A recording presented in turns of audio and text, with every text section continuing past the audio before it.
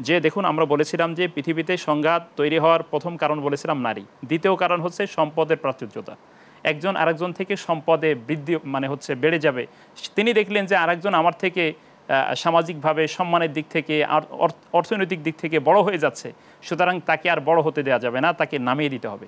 কিন্তু আল্লাহ তাআলা কি বললেন? আল্লাহ বললেন শোনো, যদি আল্লাহ তাআলা কারোর জন্য কোনো জিনিস রিজিকের দরজা খুলে দিতে চান, পৃথিবীর কোনো শক্তি তাকে সেই রিজিক থেকে দূরে রাখতে পারবে না। সুবহানাল্লাহ। আর কোনো ব্যক্তিকে যদি আল্লাহ তাআলা রিজিক দিতে না চান, সম্মান দিতে না চান, অপদস্থ করতে চান, সংকুচিত করতে চান, পৃথিবীর কেউ তাকে সেই রিজিক দিতে পারবে না, সেই সম্মান তাকে দিতে পারবে না।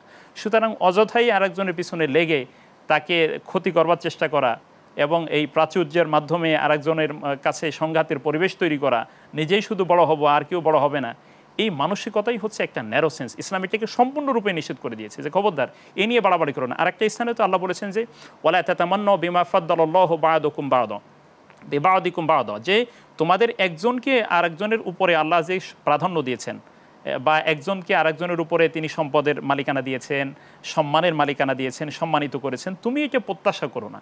কারণ তোমার এটা প্রত্যাশা করার দরকার নেই, তুমি অর্জন করবার চেষ্টা করো, কিন্তু তার থেকে সম্মানটা চলে যাক, সে শেষ হয়ে যাক, সে সম্মানটা না পাক, এরকম করা কিন্তু ইসলামে নিষিদ্ধ বা নাজায়েজ।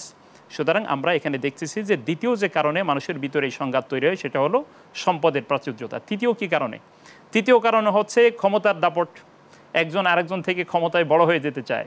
এখন তার সামনে আরেকজন নেতা উঠে যাচ্ছে, সে বড় হয়ে যাবে, আমাকে বাদ দিয়ে দিবে না, তাকে বড় হতে দেওয়া যাবে না, তাকে শেষ করে দাও, তাকে শেষ করে আমি টিকে থাকতে চাই। এটা কোনো কথা হলো? এই নোংরা চিন্তাগুলো এখন এমন আছে যে একজন হয়তো নির্বাচনে প্রতিদ্বন্দ্বী হবে, কিন্তু সে যদি বেঁচে থাকে তার নির্বাচনে আমি কখনোই হতে পারবো না, তখন তাকে সরাই দেওয়ার চিন্তা করা হয়। আসলে এরকম নানাভাবে সমাজে বিশৃঙ্খলাগুলো চলে আসে।